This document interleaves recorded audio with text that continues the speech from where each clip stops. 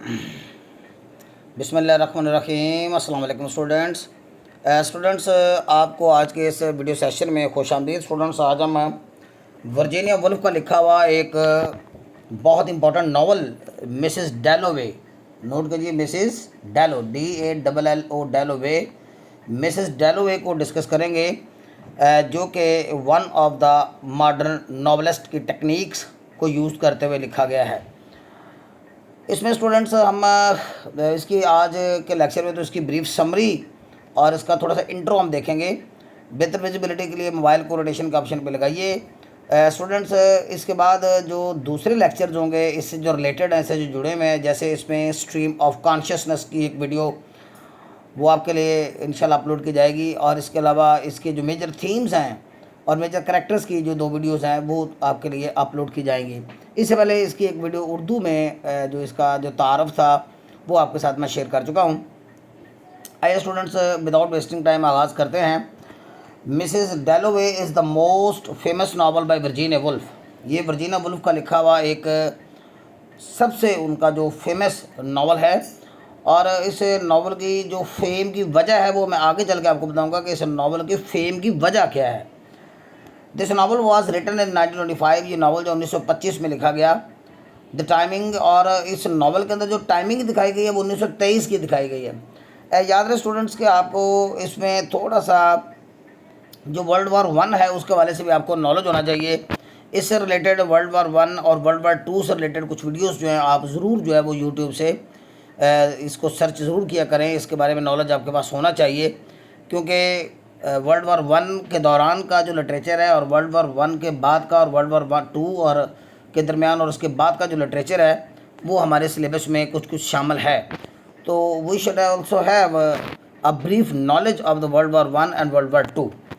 तो ये जो दौरानिया यहाँ पे दिखाया गया, जो ड्यूरेशन दिखाई गई है इस नावल के अंदर, वो 1923 की दिखाई गई है, यानी फर्स्ट वर्ल्ड वार के बाद।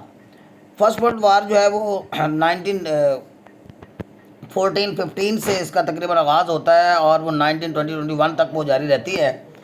तो 8-9 साल का इसका दौरानिया बनता है। तो इसको आप एक तो ये ज़हन में रखिएगा कि इसके 1-2 साल बाद का दौरानिया इसका दिखाया गया। इसकी टाइमिंग नावल के अंदर जो दिखाई गई है, जो सेटिंग दिखाई गई है, यानी जो डे या वक्त या टाइम लिया गया इस नावल में, वो 1923 का जून का महीना है और पूरे 1 दिन का टाइम है जो यहाँ पे दिखाया गया है।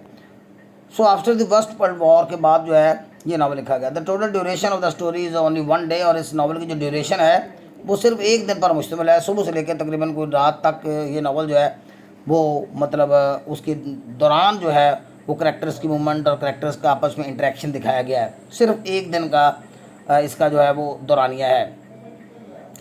The total duration of the story is only 1 day from morning to night. This novel has been translated in many languages of the world. तारफ़ के तौर पे, नॉलेज के तौर पे बताया जा रहा है कि इस नावल का दुनिया की बहुत सी ज़बानों के अंदर ट्रांसलेट किया गया, तर्जुमा किया गया था। और फेम की वजह जो है वो आपको बता देता हूँ। The reason for the popularity of this novel, इस नावल के पॉपुलर होने की, इसकी पॉपुलैरिटी की, इसकी मकबूलियत की वजह आर द मॉडर्न टेक्निक्स। वो मॉडर्न टेक्निक्स हैं यूज्ड बाय द नॉवलिस्ट, जो कि नॉवलिस्ट वर्जीनिया वुल्फ ने इस्तेमाल किए हैं दिस नावल, इस नावल में।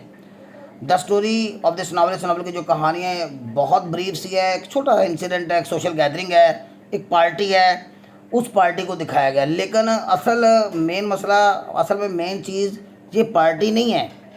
मेन चीज़ इसमें जो यूज़ की गई एक टेक्निक है, वो जो आगे चल के आपको भी मैं बताने वाला हूँ, और उसके ऊपर एक अलग से वीडियो भी बनाएंगे। The story of this novel is so simple. कहानी की नावल की जो कहानी इतनी सादा है, इतनी सिंपल है, that it can be told in few words, के चंद लफ्ज़ों में इसको बयान किया जा सकता है।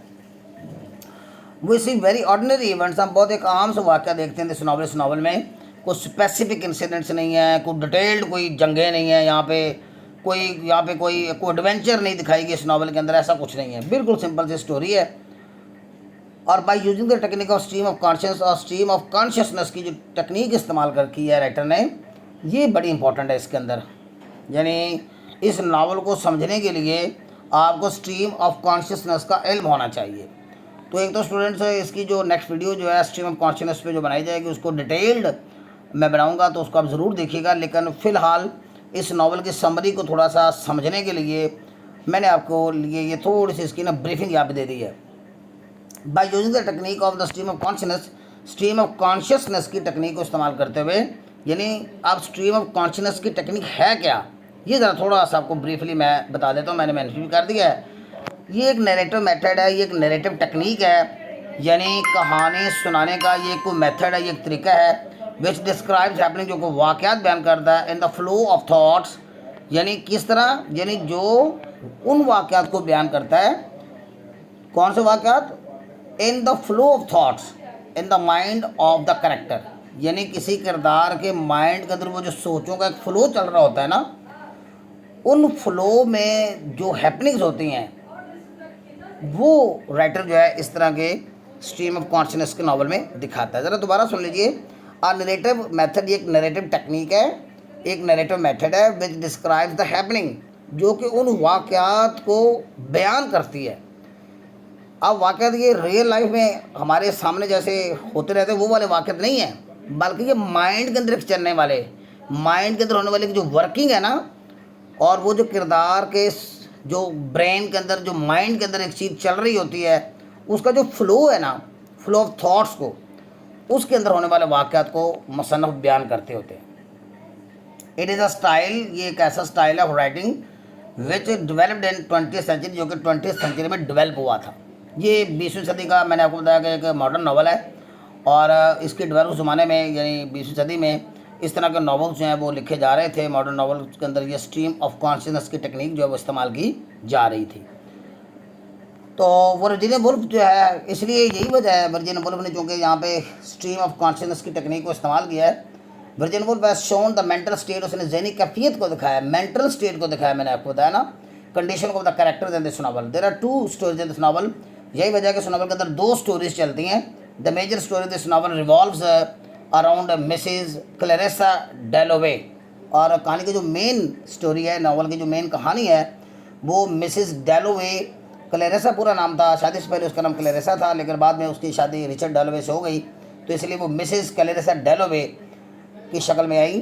तो मिसेस क्लैरिसा डैलोवे के गिर्द घूमती, belongs to an upper class family in England, जो कि इंग्लैंड की अपर क्लास फैमिली से बिलोंग करती है। शी इज़ 50 ईयर्स ओल्ड, 50 वर्ष की। She lives with her husband Richard Dalloway, जो कि पॉलिटिशियन है कंजर्वेटिव पार्टी में। ये आप जानते हैं बरतानिया की एक मशहूर पार्टी है कंजर्वेटिव पार्टी, उसका उसे एक पॉलिटिशियन यहाँ पे दिखाया गया, मिस्टर रिचर्ड डैलोवे को। एंड आर ग्रोन अप, और वो रहती है किसके साथ, अपनी एक जवान, उसकी एक बालक बेटी है 17 साल की, जिसका नाम एलिजाबेथ है। They have a very comfortable house, उनका एक बड़ा आरामदेह घर है टू लिव, रहने के लिए। Mrs Dalloway is very fond of arranging and hosting parties. अब जब आप मिसेस डैलोवे का करैक्टर पढ़ेंगे ना, तो उसके अंदर मैं आपको डिटेल से बताऊंगा, लेकिन यहाँ पे मैंने ब्रीफली बता दिया है कि मिसेस डैलोवे को बहुत शौक़ है, बड़ी वो शौकीन है, is very fond of arranging and hosting parties को होस्ट करने की, होस्ट होता है मेज़बानी करना, एट अ ग्रैंड हाउस, अपने शानदार घर में। तो ये उस ज़माने की जो अरिस्टोक्रेटिक क्लास की, जो अपर क्लास की औरतें थी, उनका एक ट्रेंड था, एक फैशन था, एक रुझान था। राइटर ने ये भी दिखाया है, और उसको आगे चल के हम देखेंगे कि राइटर ने इसको सेटराइज भी किया हुआ है। वेन द नावल स्टार्ट, जब नावल शुरू होता है, मिसेस डैलोवे वॉक्स थ्रू हर लंदन नेबरहुड, तो अपने लंदन शहर के जो कुर्बो जवार है, जो नेबरहुड है, अपने घर के इर्द गिर्द के आसपास का जो एरिया, उसमें फिर रही है, वॉक कर मतलब चल फिर रही है, किस चीज़ की तलाश में, टू बाई फ्लावर्स, ताकि वो कुछ फूल खरीद सके, फॉर द पार्टी के लिए, to be hosted by her, जिसकी कि उसने मेज़बानी करनी है इन द इवनिंग, शाम के वक्त। During this flower shopping process, और ये जो फ्लावर शॉपिंग का प्रोसेस वो कर रही है, यानी घूम रही है, फिर रही है फूल लेने के लिए, यहाँ पे राइटर ने पहली बार स्ट्रीम ऑफ कॉन्शियसनेस की टेक्निक जो है इस नावल के अंदर इस्तेमाल की, और मिसेस डैलोवे को उसने अपनी माजी की मेमोरीज में गुम होता हुआ दिखाया। मिसेस डैलोवे गेट्स लॉस्ट, वो गुम हो जाती है इन आर पास्ट मेमोरीज, अपनी माजी की यादों में। क्योंकि मैंने आपको बताया था कि स्ट्रीम ऑफ कॉन्शियसनेस का तल्लक माइंड से, ब्रेन से है, तो इसलिए करेक्टर्स जो होते हैं वो ख्यालात को लॉजिकल तरीके से, जो कि हमारे माइंड के अंदर ख्यालात आते हैं, आइडियाज़ लॉजिकल वे में नहीं आते, तो माजी में जो कुछ हो चुका होता है और इस वक्त जो मौजूदा सूरत का हमें एक सामना होता है, तो हम उसको माजी को मद्देनज़र रखते हुए हम जिस तरह से वो जो फिर सोच रखते हैं, वो जो सोच हमारे जहन में डेवलप होती है ना, उसको राइटर जब बयान करता है तो उसको स्ट्रीम ऑफ कॉन्शियसनेस कहेंगे। तो यही वजह है कि वो पास्ट मेमोरीज में वहाँ गुम हो जाती है। She remembers her past years, her years of teen age, उसे अपना टीन एज का ज़माना याद आ जाता है जब वो एट बॉल्टन के इलाके में होती थी, which was his family home, जो कि उसका फैमिली होम भी था इन द कंट्री साइड देहाती इलाके में। When Mrs डैलोवे returns for flower shopping, का जब फूलों के वो शॉपिंग करके वापस लौटती है तो उसकी मुलाकात हो जाती है। शी अनएक्सपेक्टेडली गैर मुतवक्किल तौर पर मिलती है पीटर वॉश को, who was her old friend, जो कि उसका साबका दोस्त है। माजी में पीटर वॉश का और मिसेस डैलोवे का रिलेशनशिप रहा है। माजी में जब वो बोल्टन में होती थी तो पीटर वॉश उसका रब्ता हो जाता, सालों बाद उसकी मुलाकात, who was her old friend, जो उसका एक साहब का दोस्त था, एंड रिजेक्टेड शूटर, और उसका रिजेक्टेड शूटर भी था। रिजेक्टेड शूटर से मुराद ये है कि उस ज़माने में जब वो एक दूसरे के दोनों क्लोज थे पीटर वॉश, तो उसने उसका रिश्ता मांगा था शादी के लिए, उसको प्रपोजल भेजी थी, लेकिन मिसेस डैलोवे ने पीटर वॉश को रिजेक्ट कर दिया था, इसलिए मैंने लफ्ज़ रिजेक्टेड शूटर लिखा हुआ है। तो क्लेरेसा हैड रिजेक्टेड इस प्रपोजल, क्लेरेसा ने उसकी प्रपोजल को रिजेक्ट कर दिया, तब उसका नाम क्लेरेसा था, मिसेस डैलोवे का नाम जारी बात शादी से पहले। Had rejected his proposal for marriage in the past, but Clarissa and Peter Walsh had been very close to each other in the past, लेकिन माजी में वो दोनों एक दूसरे के करीब रह चुके हैं, लेकिन एक दूसरे के ऊपर तनकीद भी बहुत करते थे, ये भी एक चीज़ है। They were also very also critical of each other, they share past memories, और वहाँ पे खड़े खड़े वो माजी की यादों को थोड़ा सा शेयर करते हैं ड्यूरिंग दिस ब्रीफ मीटिंग, इस ब्रीफ मीटिंग में, मुख्तसर सी मीटिंग है। पीटर वॉश इसके बाद जो है वो क्लेरेसा से पूछता है कि if she is happy with her marriage, कि क्या वो अपनी शादी से खुश है विद हर हस्बैंड रिचर्ड डैलोवे के साथ। अभी वो जवाब दे नहीं पाती कि उसकी बेटी आ जाती है ऊपर से, चूँकि मिसेस डैलोवे का कैरेक्टर जब हम करेंगे तो उसमें एक ये भी है कि वो प्राइवेसी को बड़ी इंपॉर्टेंस देती है, और उस ज़माने की ख़वातीन जो अपर क्लास की औरतें थीं वो प्राइवेसी को काफ़ी इंपॉर्टेंस देती थी, और वो अपना रिलेशन इसके साथ किसी भी तरह से एक्सपोज नहीं करना चाहती, उसको इंकशाफ नहीं करना चाहती, इवन अपनी बेटी के सामने भी। तो इससे पहले कि वो जवाब दे पाती, एलिजाबेथ हर डॉटर उसकी जो है वो कमरे में दाखिल हो जाती है। That's why she cannot answer the question put by Peter wash, ये वजह कि पीटर वॉश के सवाल का इसका जवाब वो नहीं दे पाती। However after this brief meeting, इस मुख्तसर से मुलाकात के बाद पीटर वॉश एंड डिपार्ट्स, ये एंड नहीं आएगा स्टूडेंट्स, यहाँ पे एंड नहीं है, ये एंड काट दीजिएगा। डिपार्ट्स रवाना हो जाता टू रीजेंट्स पार्क में, ये भी एक इंपॉर्टेंट जगह है यहाँ पे लंदन में, रीजेंट्स पार्क, वहाँ पे हमारे कैरेक्टर्स की यहाँ पे मूवमेंट हम आते जाते हैं, इनको यहाँ पे और भी कैरेक्टर्स आएंगे वो देखेंगे, तो रीजेंट्स पार्क आप ज़हन में रखिएगा। सो वाइल गोइंग, जाते हुए Peter Walsh thinks about Clarissa's refusal to marry him, और यहाँ पे स्ट्रीम ऑफ कॉन्शियसनेस का शिकार ये बंदा भी हो जाता है। पीटर वॉश जो है वो भी अपने माइंड के अंदर एक वर्किंग उसके एक स्टार्ट से हो जाती है, किस हवाले से, क्लेरेसा का जो इनकार था उससे शादी करने से मुतल्लक सालों पहले। He still seems obsessive towards, लेकिन अभी भी ऐसे लगता है कि उसे अभी भी उसका जुनून है, स्टिल होता है अभी तक ऑब्सेसिव जुनून। Mrs डैलोवे seems very happy at the successful party, Mrs डैलोवे जो है वो एक्सपेक्ट कर रही है कि पार्टी उसकी कामयाब होगी, लेकिन साथ साथ वो थोड़ा सा फियरफुल भी है कि पार्टी नाकाम ना हो जाए। विच प्रोवाइड्स हर चांस, जिससे ने इस पार्टी को उसे मौका भी दिया to meet her several friends, अपने के दोस्तों को मिलने का, फ्रॉम हर यंगर डेज, उसके छोटी उम्र के जो दोस्त थे, उसके टीन एज के जो दोस्त थे वो तकरीबन आए हुए हैं, इसलिए वो बहुत हैप्पी भी है। अब चूँकि ये स्ट्रीम ऑफ कॉन्शियसनेस है स्टूडेंट्स, तो इसमें दो कहानियाँ साथ साथ चल रही हैं। आप फ़िलहाल आप घबराएं ना, फ़िलहाल आप इसकी समरी को और मटेरियल को ध्यान में रखें। इंशाल्लाह जब नेक्स्ट इसकी वीडियो बनाई जाएगी स्ट्रीम ऑफ कॉन्शियसनेस की, तो उस वक्त आपको जब ये टेक्निक समझ आ जाएगी तो आपको ये बहुत मज़े का नावल लगेगा। एक कहानी और इस कहानी नावल के अंदर चलती है, साथ ही चल रही है। Then the story of the novel shifts towards another character Septimus, फिर कहानी सेप्टिमस की तरफ चली जाती है। कहानी का इंपॉर्टेंट कैरेक्टर है Septimus, who had been a soldier, जो कि फौजी था during the world war one के दौरान। मैंने नावल के आगाज़ पे आपको बताया था कि वर्ल्ड वार वन ने बहुत ज़्यादा जवानियाँ, बहुत से जवान लोगों को, यंगस्टर्स को, बहुत सी फैमिली लाइफ्स को डिस्टर्ब किया, मुतासर किया, इफ़ेक्ट किया नेगेटिवली। पॉलिटिशियंस तो जंगें करवा देते हैं, लेकिन उसके जो असरात, उसके जो इफ़ेक्ट्स पड़ते हैं वो फैमिली लाइफ्स पे भी पड़ते हैं, जो यहाँ पे दिखाया गया है। तो उसमें से एक चीज़ ये भी है। तो सेप्टिमस जो है वो उसे एक जंग में वो ज़ख्मी हो गया था, and he was injured in A trench, और एक गार में, एक खंदक में उसे इंजरी हो गई, ज़ख्म हो गई ड्यूरिंग एन अटैक, के हमले के दौरान। Septimus suffer from shell shock, यही वजह है कि वो एक बीमारी उसे लाक होगी, शेल शॉक यानी मेंटल डिसऑर्डर होता है, एक ज़हनी तौर पे वो मुंतशिर एक ख़राबी का शिकार हो गया, एक मेंटल डिसऑर्डर का शिकार हो गया, यानी ज़हनी ख़राबी कह लें, ज़हनी इंतशार कह लें, का वो शिकार हो गया, जिसे हम शेल शॉक कहते हैं, ड्यू टू स्ट्रेस लेने की वजह से। स्ट्रेस लेने की एक वजह ये भी है कि उसके सामने उसका एक दोस्त, आगे चल के हम बताएंगे कि उसके सामने उसकी डेथ हुई थी और बार बार उसका जो इमेज है वो उसकी आंखों के सामने आता है। बिफोर द वार, जंग से पहले, Septimus showed much interest, Septimus boss दिलचस्पी जाहिर किया करता था पोइट्री, शायरी में। अच्छा पोइट था, शेक्सपियर में इंटरेस्ट लेता था, शेक्सपियर को पढ़ता था, खुद भी पोइट्री करता था, लेकिन उसने वतन की मोहब्बत में आकर अपने आप को जंग के लिए पेश किया। ही एनलिस्टेड हिमसेल्फ, उसने अपने आप को भर्ती करवाया, एनलिस्ट किया, to fight in war because of his patriotic feelings. वजह ये थी कि अपने मन में, अपने दिल में वो वो अपने वतन के लिए हुब्बुल वतनी के जज्बात रखता था। His experiences in the war, और जंग में उसके जो एक्सपीरियंसेस थे, हैव स्केर्ड हिम, उसे डरा दिया, उसे खौफ ज़दा करके रखा हुआ है, स्केयर किया हुआ उसने, वो स्केरी है इस वक्त him permanently. He lost his mental balance, और ये वजह है कि जंगी जो हालात उसने वहाँ पे देखे और जिस तरह से वो इन्वॉल्व हुआ, जिस तरह से वो इंजर हो गया, वो अपना मेंटल बैलेंस लूज़ कर बैठा। ये वॉर के बैड इफेक्ट हैं जो कि इस फौजी पे हमें नज़र आ रहे हैं। वन ऑफ द रीजन, और एक वजह और भी अब इस मेंटल बैलेंस डिसबैलेंस लिखना चाहिए, दरअसल इम्बैलेंस कर लें, उसके जो मेंटल बैलेंस उसने जो लूज़ किया ना, ये मेंटल इम्बैलेंस कर ले, MIMM, वो ज़्यादा अच्छा हो जाएगा। मेंटल इम्बैलेंस यानी जहनी अदम तवाज़न की वजह is the death of his friend, उसके दोस्त की मौत है, एमन्स की, हु डाइड, जो कि मर गया, during the war in front of his eyes, उसकी आंखों के सामने वो मरा था। तो एक हॉरिबल आस्पेक्ट ये भी है। आफ्टर द वार उसके जो आइडियाज़ थे have change totally about England तो उसके आइडियाज चेंज हो चुके हैं। फॉर होम ही फॉट वार, जिसके लिए वो जंग लड़ी, अब उसे वो वाले पैट्रियोटिक फीलिंग्स नहीं रहे।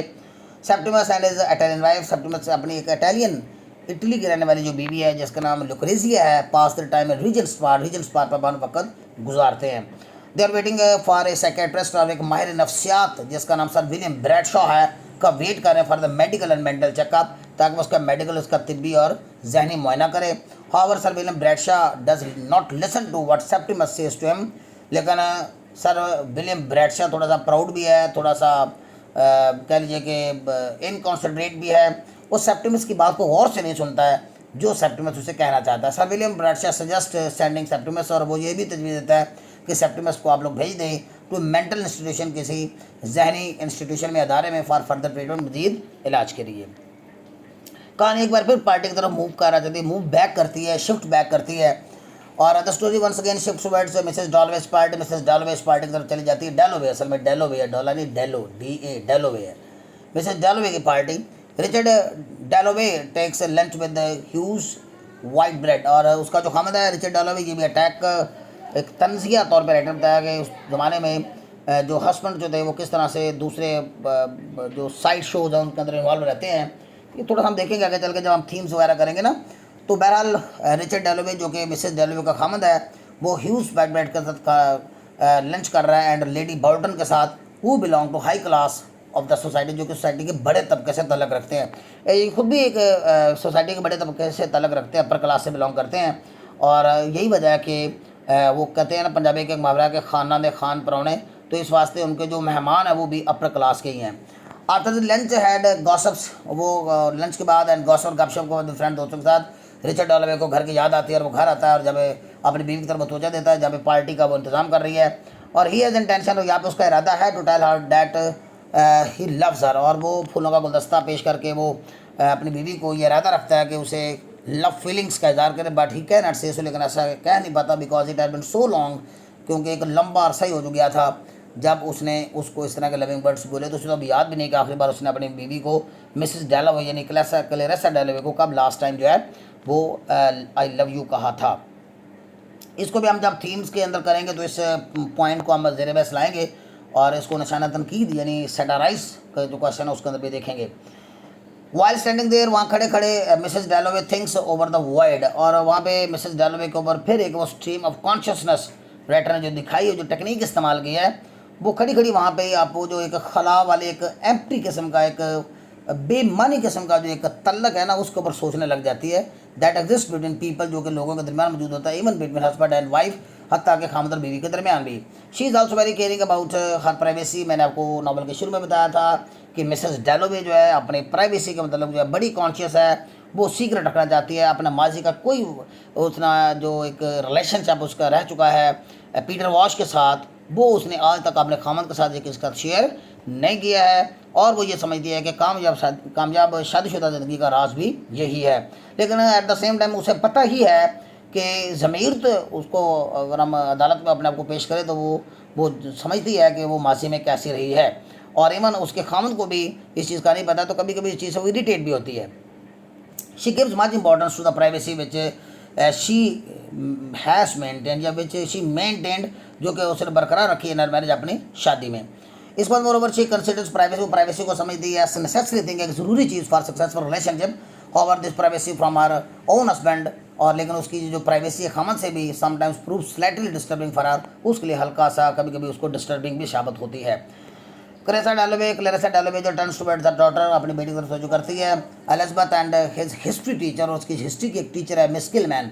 या मिस किलमैन का और मिस क्लेरेसा का तल्लक अगली वीडियो में हम देखेंगे कि इनका आपस में क्या रिलेशन है। बड़ा इंटरेस्टिंग कैरेक्टर है जी, ये फीमेल है यहाँ पे मिस किलमैन, हिस्ट्री की टीचर है जो कि क्लेरेसा को पढ़ाती है। क्लेरेसा सीज हिम ऑफ, और क्लेरेसा अब्दा कहती because they are going to shopping, क्योंकि वो शॉपिंग करने के लिए जा रही है। तो क्लेरेसा डैलोवे की जो बेटी एलिज़ाबेथ है वो मिस किलमैन के साथ शॉपिंग करने के लिए जा रही, टीचर है वैसे तो, लेकिन घर के अंदर उनका बस एक दूसरे के साथ काफ़ी फ्रेंडली एक माहौल बना हुआ है। Miss Kilman belongs to poor class of the society, वो माशरे के छोटे तबके से तल्लुक़ रखती है। Miss Kilman is also attractive in appearance, और वो अपीयरेंस में भी, देखने में भी अट्रैक्टिव नहीं है, अनअट्रैक्टिव है। And bitter in her behaviour, अपने रवैये में भी थोड़ी सी कड़वी है, तल्ख है। Miss Kilman is trying to convert Elizabeth to Christianity, और वो कोशिश कर रही है कि एलिज़ाबेथ जो क्रिश्चियनिटी में कन्वर्ट हो जाए, यानी उसका जो रिलीजन है उसको वो क्रिश्चियनिटी को फॉलो करे। Miss Kilmann and Mrs डैलोवे hate each other, और दोनों एक दूसरे को पसंद नहीं करती। दोनों ही एक दूसरे का असर और सूख जो है वो नहीं चाहती कि वो मिसेस डैलोवे चाहती है कि इसकी बेटी के ऊपर उसका असर और सूख हो, और मिस किलमैन चाहती है कि एलिज़ाबेथ क्योंकि उसकी स्टूडेंट है तो उसका असर और सूख उसके ऊपर हो। तो इसी वजह से दोनों में एक टेंशन है, दोनों में कन्फ्लिक्ट पाई जाती है।